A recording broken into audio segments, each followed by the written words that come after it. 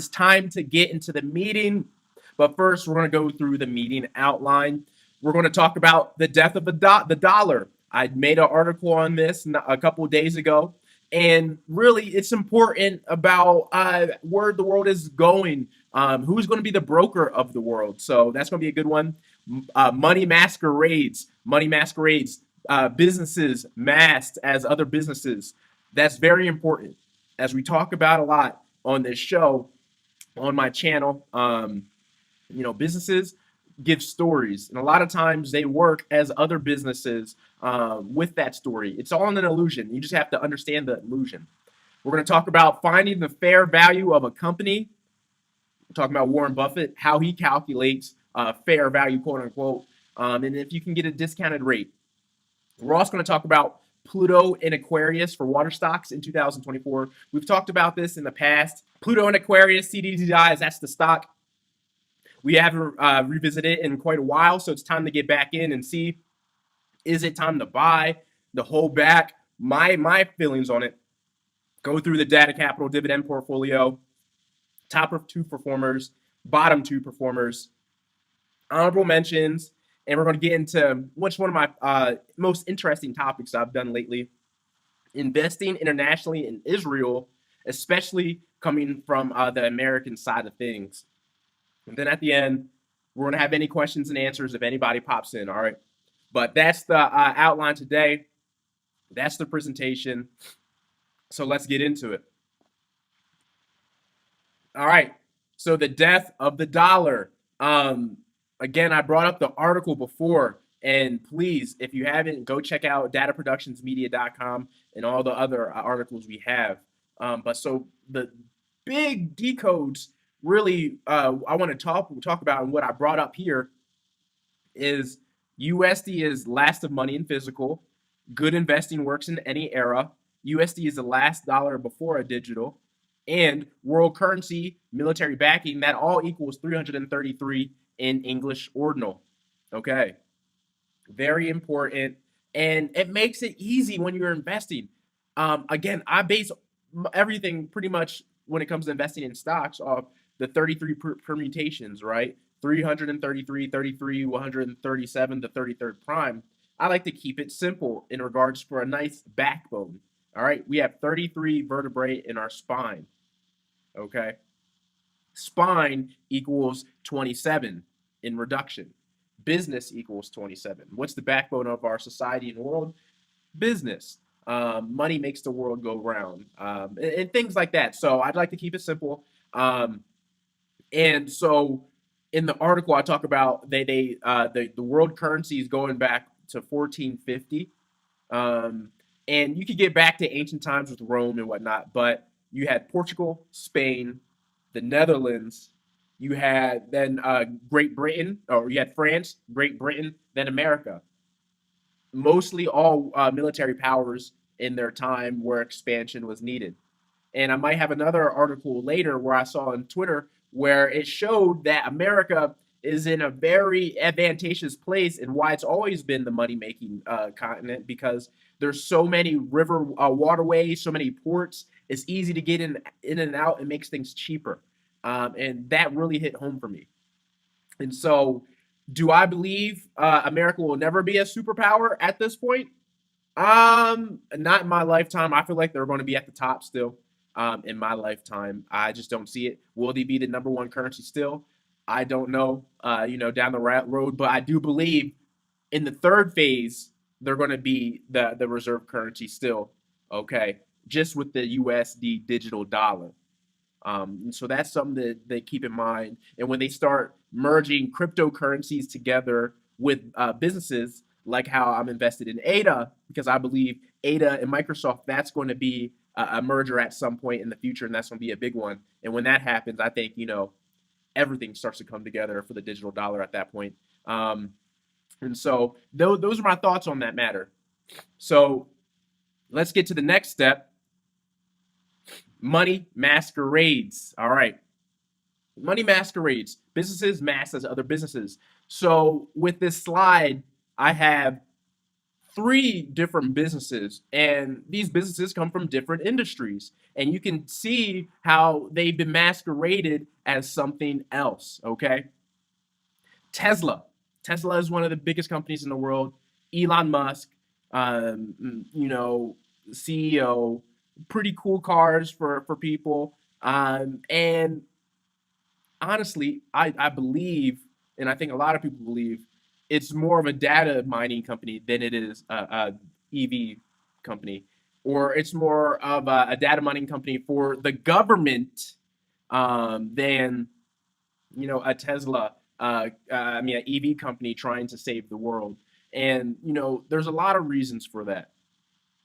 Think about it. Think about what Google was starting out, and Google Maps was. They merged together and they mapped out everything so they could get a nice mapping of the world, so you can see wherever it is.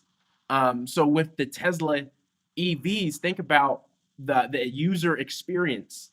When you're driving a Tesla, everything you do is a data point. Think about that. Everything you do is a data point.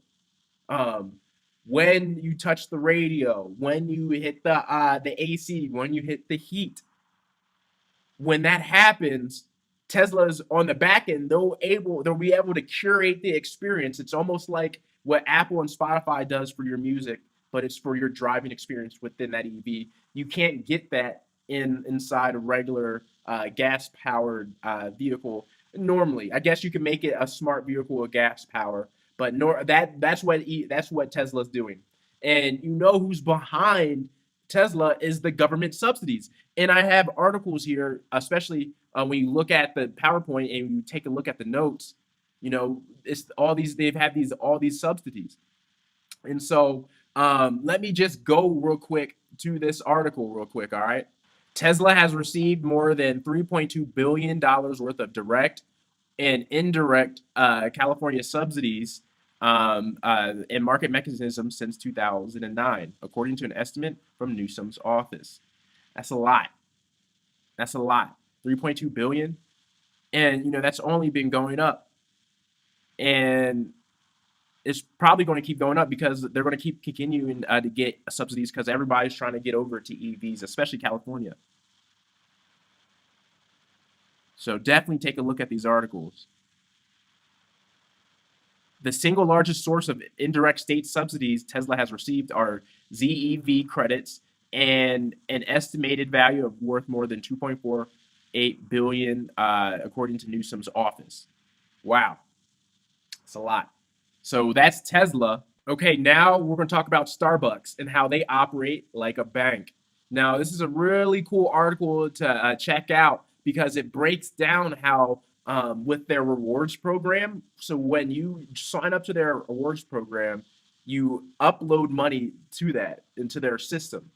And so, at that point, the only way you can redeem that money is via coffee or any of the free things you can get or discounted.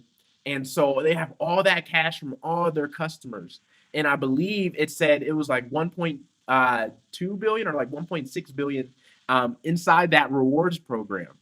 That's a lot of money. And they can leverage that as collateral for growth in the company somewhere. So that's huge. Let's check out that article real quick. So, how is Starbucks similar to a bank? Just like how a bank collects cash deposits from its customers, Starbucks collects large amounts of cash from its members through its loyalty program. Interestingly, this amount is greater than the cash held by some banks. In 2016, Starbucks held 1.2 billion in customer deposits, higher than banks like Customers Banks, Green Dot, which held 780 billion. Oh wait, 780 million and a half a billion respectively. I don't know why they just didn't put millions with that. So look, Starbucks holds more cash than many banks. Consumer cash held by institutions in 2016. Look at that.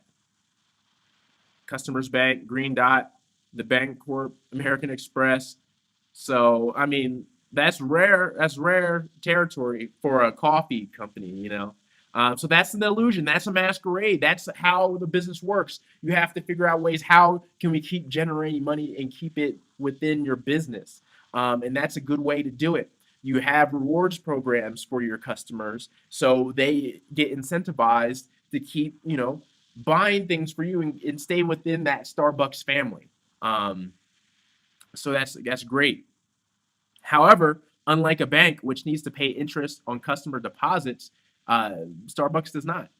As such, Starbucks members effectively provide the company with 1.7 billion loan at 0% interest. It's pretty good. Additionally, Starbucks earns a profit from breakage, the amount that is unused from gift cards every year. Wow. Earn profit from breakage. They that unused gift cards from every year. That's crazy. This amounted around to 164.5 million in 2021, or around 10% of all stored value bank balances. Wow, interest free. That's smart. They haven't really had any interest with using that, but maybe in the future, if they get industrious with it, they can do something with it. So that's a pretty awesome article that everybody should check out. Walgreens Prohibition whiskey. This is another one. So we've already went through the EVs, the cars, data mining, and how they're trying to get the user experience, where are they going, and whatnot. And obviously, the government is back behind that. They want to know things like that. We've talked about Starbucks, how a coffee company can be run like a bank at interest-free rates, which is insane. And so we're going to get into the pharmaceuticals in the spirits of things with Walgreens and how they grew their business via whiskey and selling legal whiskey medicinally during Prohibition. So let's get into that article. This $75 billion business was built selling whiskey during Prohibition legally. So let's just get into some good stuff. All right. In 1920, when the Volstead Act was passed, America dried up, right? No, not quite. Besides all the bootleg, Tommy Gun, and Al Capone booze, two classes of alcohol were still legally permitted under Prohibition: sacramental and medicinal. According to Section 6 of the Volstead Act, which makes for a surprisingly good read, provided a drink or two. That's what he's saying, the article's saying. A person may, without a permit, purchase or use liquor for medicinal purposes when prescribed by a physician as herein provided. So if you get a prescription from a physician, you can get it for medicinal purposes. Think of like a med card, right? And whatnot. So how does this all lead back to Walgreens? All right, that friendly pharmacy chain that we've all been to.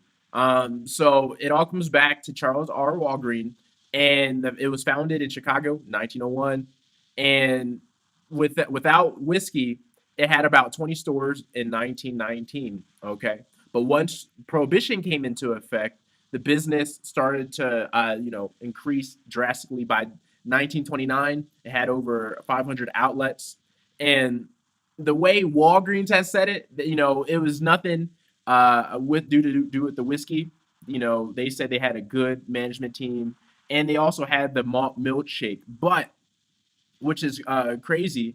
Um, it was about a 2,500% increase in their business during the Prohibition, right? So you could get prescriptions via old age and a lot of different other things. I would take a look at this article. Very key. So now let's get into the gematria of these money masquerades. Business masquerading to gain equals 303 in English ordinal. That's 33 because 0 is just a value placeholder, so 33. Then we have Starbucks points reward is a bank. Tesla is a EV cars data mining company. Stock market is a big game of masquerade. That all equals 333 in English ordinal. So you see the importance of that. And all three of those also equal 189 in reverse reduction. So 2 out of 4 of the base ciphers, they have connections, all right, and they're big ones. Government subsidies help Tesla, the stock ticker symbol TSLA, 333 and 117 in English reduction. Big. The government behind business masquerading as other. We have 555 ordinal. So why I chose that in this situation, while I was looking at that, obviously it's a repeating 5 number. But in the reduction, we also have that 222. In a lot of senses on the digital clock, they flip, 2 and 5s flip. So when I saw that, I'm like, wow, that's Masquerades. 22s and new shoes. You see that. And I've talked about that on my Discord before, how 55 and 22 are the same on digital clocks. So that's very important. The government behind business masquerading as other. 555 English ordinal, 222 in English reduction. 22 in new shoes. You see that. Then in Sumerian, we have 300. We have 3,330. When you have to take off that zero, that's 333. So big numbers here, and you know, that confirms a lot. Then we have government equaling 133 English ordinal, 52 reduction, 137 in reverse ordinal, and 47 in reverse reduction. All big numbers, authoritative numbers. Obviously, for 133, we want to see that in stock investing, and obviously, most government-funded companies do well in the stock market. That's usually how it goes. That's why Tesla has skyrocketed. That's why Walgreens, when the government started cracking down on whiskey, it gave Walgreens a lane still. So that's huge. Then we have a legal drug dealer. When we're talking about Walgreens, a legal drug dealer, 133 English ordinal. Big Pharma masqueraded via Walgreens, 1920. We have 331 English ordinal. So we have those 33s. Remember, when we're using the parent number rule, we could just take that 1 off, and you can see that. So it's much like 0, because remember, 1 and 2 can just be seen as parents of numbers, not actual numbers. All right.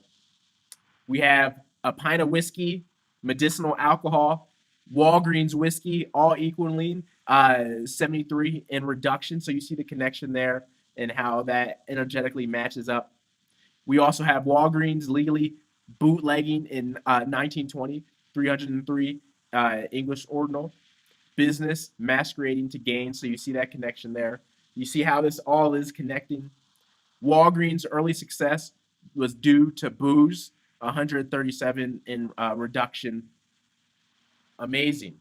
A lot of connections here to work with. And hopefully you guys, when you see this, you guys are picking it up. This is a big one. The government behind businesses masquerading as other. You have those 22s and new shoes, 2255. Then, Walgreens legally bootlegging, 1920, 303 English ordinal. Business masquerading to gain, 303 English ordinal. Wow. And then all these other decodes, right? So moving on, finding the fair value of a company. All right, finding the fair value of the company. So company equity or shareholders' equity is the net difference between a company's total assets and total liabilities. So total assets minus liabilities equals equity. And so net equity is considered true fair value in my eyes, how I see it. And Warren Buffett calculates his version of fair value for a stock using assets, earnings, and future growth. Okay. And so keep all this in mind when we're going to go over these decodes. Okay. And so you see that first decode I have is total assets minus total my liabilities equals a true fair value stock price, 222 English reduction. So that's big. We like seeing 222. All right. Then we have a net equity, 137 English ordinal, the 33rd prime. That's big. 47 English reduction. That's an authoritative number. We have that sacred 133, and we have that 52, another money number. So again, that's what you want to see. That's what you want to look at. A net equity is important to look at because the gematria is showing you the importance energetically for it. All right, you gotta listen to what the gematria is telling you and what it's saying. Now, looking at Warren Buffett's calculation for how he calculates fair value, let's look at the gematria. Assets plus earnings plus future growth equals Buffett fair value calculation. That equals 222 in English reduction. Big time. You see how important that is. All right. Positive corporate net equity. Assets minus liabilities is fair value. Fair value stock is fundamentally solid, all equaling 137 in reduction. Okay, very important. Buying stocks, fair value prices equal, and stocks trading close at fair value, both equal 330 English ordinal. And company equity equal fair valuation. A stock buyer at a fair value pricing, they both equal 333 in English ordinal. Very, very important. Obviously, strong D codes you want to see. So now let's get into some fundamental analysis. We're going to talk about Cadiz Inc. CDZI. I've loved this company. I first gave this company out in June 2022. There's Patreon notes. They're still on my Patreon. Make sure you go check that out after this video, and go check out the article I did back then too, because we got in super early, and you're going to see this ride. So let me just show you the chart that we're working with. 1 second. We got in June 2022. All right, I think it was the mid of June. So let's say June. I think it was June 14, 2022, right? June 14, 2022, at around $2. What happens? What happens at the start of July? Things start getting crazy. We go up. In August, we're at $5. All right. We ran that. We saw that. We were there. We were there, right? We were there. June, August, we ran that. And what did I say back then for people who are still involved and still around in the Discord? I said, take some profits, let it get back down. The fundamental says it should be around $2 anyway. So I was very patient. We were very patient, super patient. I didn't touch the stock until it got back down here. Until like it got hit under 2. All right. Well, around like 2:30 I got back in. So around here, around August, late September, I got back in after the pump when it got back down. But that's how you play it, and that's how we've been playing it. All right. And look what happened again. In 2023, we've been eating off it, and it's been trading ever since. And so now that's the dilemma we're in. Do we get back in or not? Do I add back to the position or not? And so let's get back to the notes. All right. So these are old notes. So just take a look at these. I'm not going to go over all these old notes. They're in the Patreon. All right. Old fundamentals. So the assets are almost about the same. They're still sitting at about 100,000 of assets. We're going to go over this last earnings. We still have the nice gematria decodes water 22. Cadiz stock is waiting for Pluto to enter Aquarius in 2024. 220. Water will be more important once Pluto enters Aquarius. 220. Those 22s. Very important. I like this stock a lot. At the right price, I like the stock a lot. They're in the hemp CBD business as well. A lot to look at. Some more. So let's get into the 2023 notes and what I'm looking at.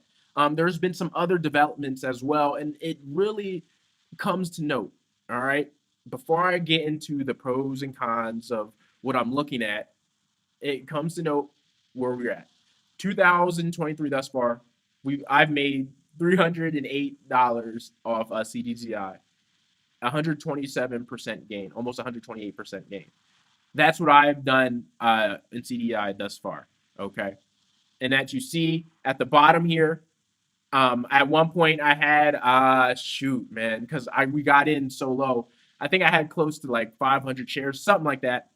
But I sold quite a bit. All right, but I still had 50 shares, and the cost per share is still at a real low 237. I don't know if it's ever going to get back there, but I'm probably going to start buying if it starts getting below 4 again.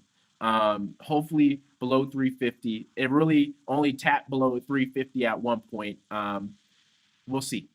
So right now, they just ran a shelf offering. to add more shares to the float. So they're sitting at 66.5 million shares outstanding. They were at 50 before. And they are starting to buy other assets to try to, fill out the value in the float. I've been in so many other stocks, CEI that we're still in. When you see things like that, it's not necessarily a bad thing, but when you see growing companies, they have to take on debt to grow, and there's going to be growing pains, and usually the price does get depressed because of the dilution per se. Again, I've seen it with CEI. I'm still dealing with it, but as we see, most liabilities are long term. And when we look at the earnings report and what they're at in 2022 at their 10Q at the end annually, so their total assets is 110 million. Their net total equity is positive 34.22 million. Their total assets minus their long-term debt is 41.1 million. Okay, and so with all this in mind, especially with their float at 66.5 million, their assets minus their float, I would say their fair value is about $1.66. That's a true fair value for what I would base that off of, bare bottom. And but you have to understand something about this, right?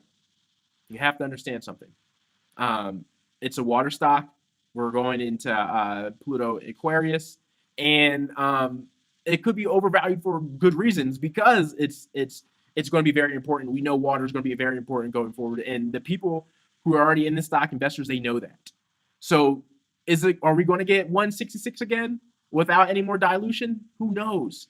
We're still in a bear market. Anything can happen, and I have to ask myself, am I that stingy where I have to wait for those prices again? Especially when you're looking at the chart, and the chart's filling out nicely. I think it could get filled out a little bit more between 2 and 3, um, but it doesn't have to. Not all gaps have to be filled, but most gaps do get filled. Again, I'm not anybody's financial advisor. It's more of a conversation when we're talking about the stock, but man, I think at least start nibbling on shares here and there if it gets under 4 heavily, 350 for sure. I'm gonna start adding. Anything below that is a gift, and definitely look into the stock more. A lot of info on this. They're doing a lot of good things, and if they ever get that pipeline of water to Los Angeles, man, this stock going to be crazy. So definitely, I'm still going to keep my 50 shares, if not add more, and I'm gonna keep it on the radar. So now let's get into the data cap divvy pack. Man, we've had a actually decently solid month. We had a decently solid April. Looking at some things, as you see, we have 12 stocks in the data cap divvy pack so far, and just off green and reds from our gain percentage, and I have it based off percent gains since we've been in 1, 2, 3, 4, 5. So we had what seven green data cap stocks to 5 red in the month of April. So that's really good. A good balance, a good blend. All right. Obviously, we're doing really well with ANDE right now. That's like a bio fertilizer, agriculture stock, up 18%. We're up 13, almost 14% on AOS. I just don't like it at this price right now. If it gets under 60, I'll buy again, but I'm okay with this one share. But if it gets under 60, I'll buy again. We got gold. Gold's been up 11%. Comcast, good earnings. Comcast, great earnings. I called this out when it was at like 30 back in June 2022. It was lower. It was like October. It was the doldrums of 2022. I called this at 30. I couldn't get in then, and I should have. But shoot, man, great earnings. Hopefully we can get into that 35 realm again, so I can buy. Coke's doing what Coke does. You already know that. It's at 64 right now. I would like to get in at 60. Just It's going through waves right now. I believe the SPY is going to be coming down, and we're going to look at that soon. APAM, that's a financial stock we're in, doing solid. We got EPD, solid, stable. O, you know, we're a little we're below, 1.5%. Not too worried about that. I want to be adding below 60. KMI, stable again, energy. Maybe I'll add here and there, but I like where I'm at. UAN, I like where I'm at here. Eventually, I'd like to get a third share, but I don't want to go too crazy. It's $100 stock. I don't want to be heavily overvalued in it. It's already pushing really good weight for us, and it's staying stable. I like where we're at with the 20% dividend here. Not too worried.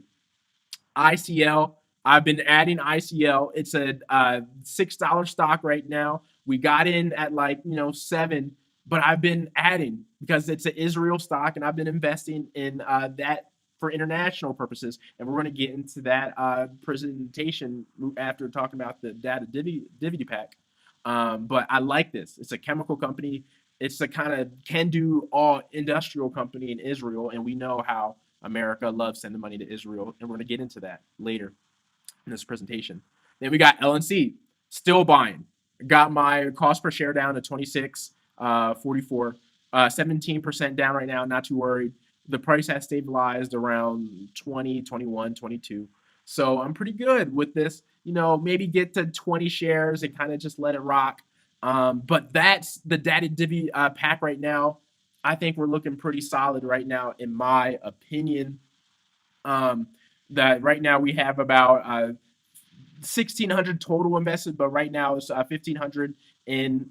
So we're looking good right there. And potential new addition in May, Honda Motors, HMC. I'm trying to get into some more international plays. I'm taking it slow with the international plays. I'm going to the places where America has a lot of the money because, again, I believe America is still going to be the top dog, the top broker for things. So I'm going where they're investing their money. So they invested in Israel. They invested in Japan. Japan's a smart society as well. They have a lot of technology, and it's a pretty solid dividend. $26 price right now. I think it's like a 3% dividend, stable.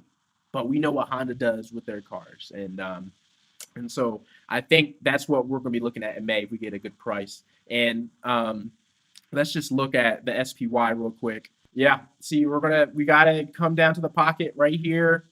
I'm thinking at least 380, maybe down here to 370 range possibly. We're just in that range right now where we're just going to keep, going up and down. And it just seems like a bottom, right? It could go on for another year, but that's a bottom to me. That's a bottom and out phase. So I believe that we're just going to hit that pocket, that 380 pocket, maybe that 370 pocket. I just don't see that breaking below like that. There's a lot of crises happening right now, and if the banking crises aren't going to do it, what's going to do it? I don't think the world's going anywhere. So eventually, if America keeps doing what it's going to do, and they keep plugging holes here and there, I think they figure it out. Especially the digital dollar might be the illusionary solvent. So that's what I see right here. So I'm just waiting on that, accumulating to the divvy pack, and going from there. You add on red days, right? You don't buy on heavy green days. You buy on red days. You buy when you want to cry. Cliche term, right? Okay, so let's get into the ICL group. Again, that's in Israel. That's the Israeli company that we have in the data divvy pack.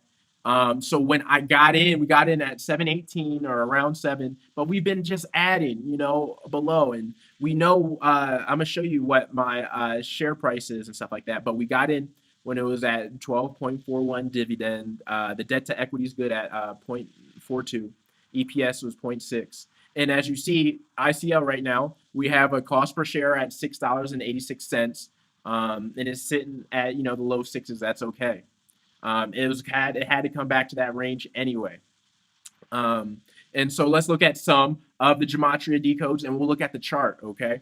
So ICL stocks ornamental horticulture. That's partly what it does agriculturally. That's 133 English reduction. We have ICL Group Ltd. 137 ordinal, the 33rd prime.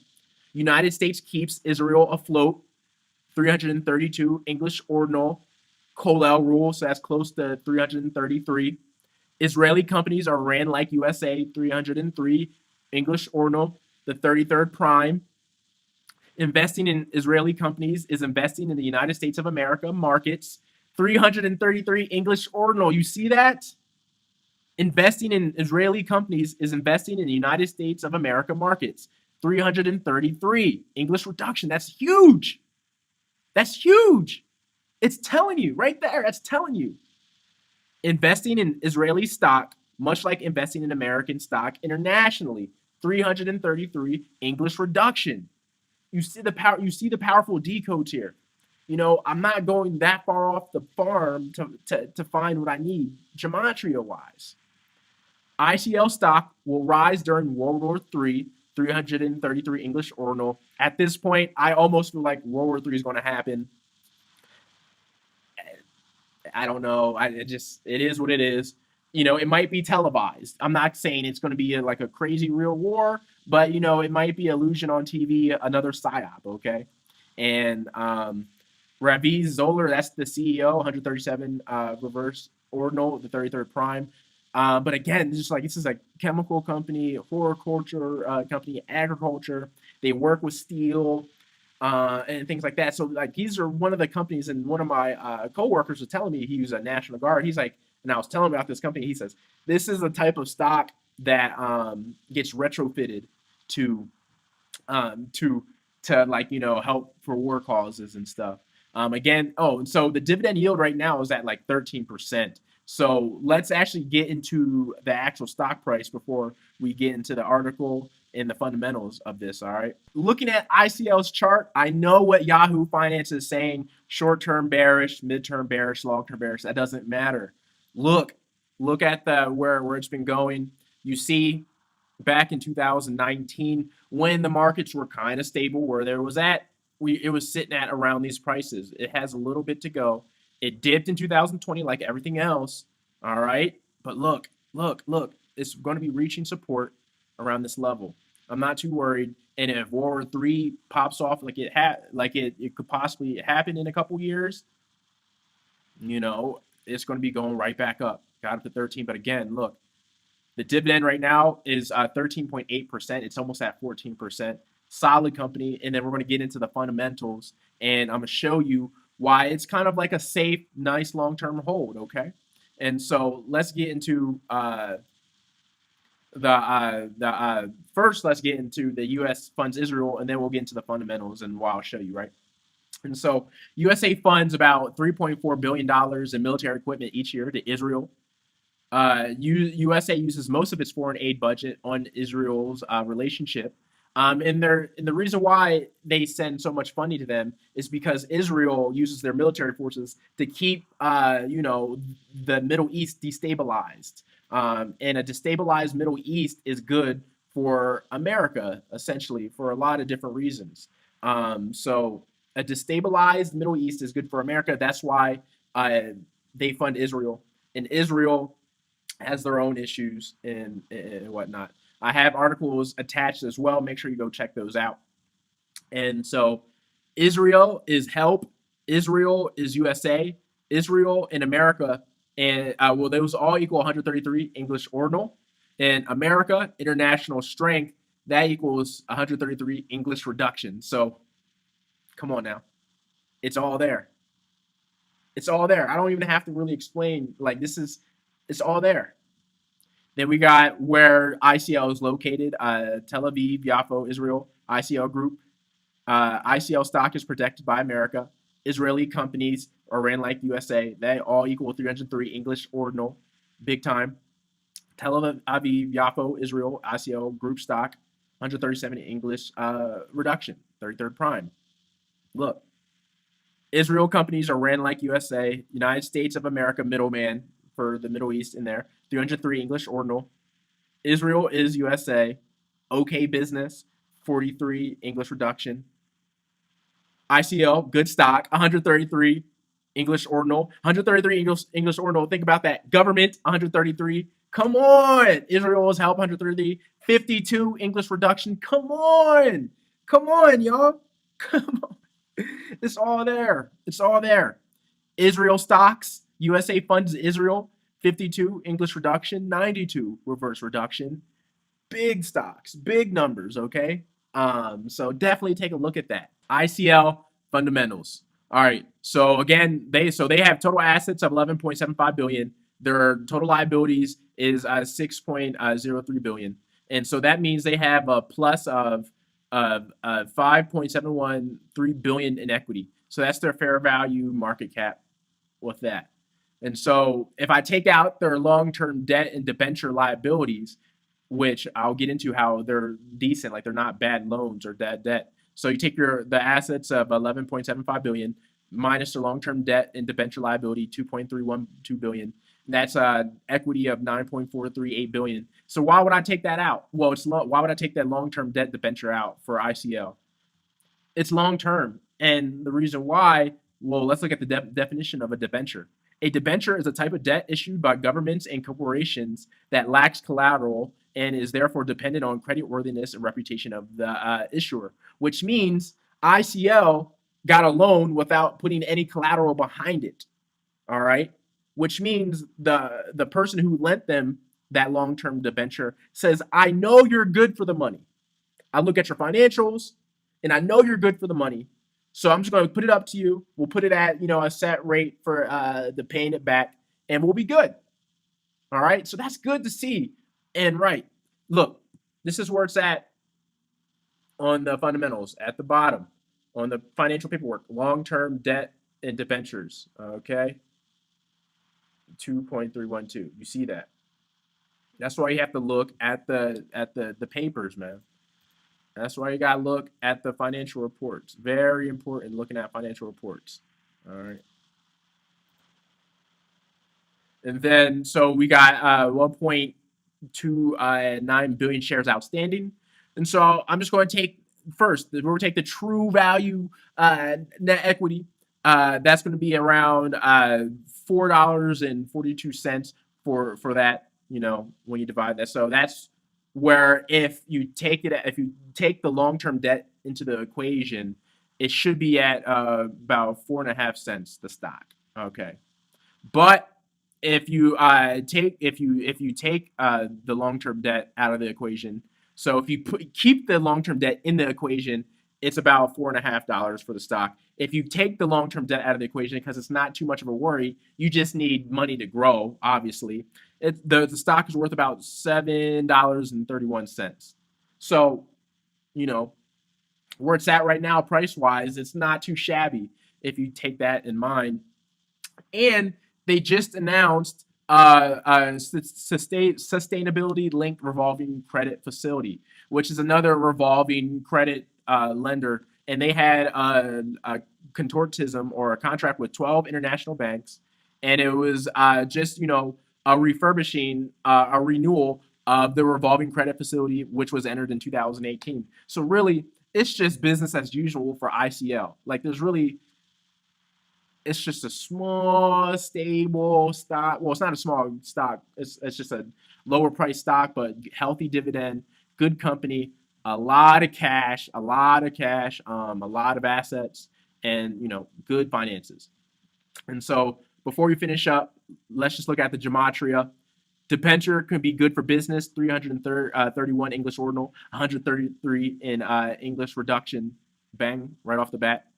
A revolving credit term loan could be a solid option for financially stable companies, 333 English ordinal. Come on now. Revolving credit for ICL stock, 333 English ordinal. You see these 333s? Big time. And let me tell you one more time. A revolving credit term loan could be a solid option for a financially stable a revolving credit term loan could be a solid option for financially stable companies, 333 English reduction. Revolving credit for ICL stock, 333 English ordinal. It's telling you these are good things. So that's why I'm going to keep adding to the divvy pack. I think it's going to pay off long term, in my opinion. And I gave you a lot of reasons why. Then ICL, ICL, Sustainability Linked Revolving Credit Facility, 222 English reduction. So powerful, powerful decodes, really good company, stable company, funded by America. So it's like in American terms, and just solid all around. You see the decodes, and I'm gonna keep adding. I'm gonna keep looking at some international plays. We're gonna keep growing the Divi pack and thus far. So hopefully everybody who's able to see this, you guys learned a lot. Powerful recording, and hopefully you guys get some premium benefits out of this. I'm Art. You know me. I love you all, and I'll see you guys next month at the end of May. Let's just look at the calendar real quick. May. We're looking at May 28th. Okay, May 28th. So put that on your calendar. May 28th for the next conference call. Okay. Love you guys. I'll see you guys very soon.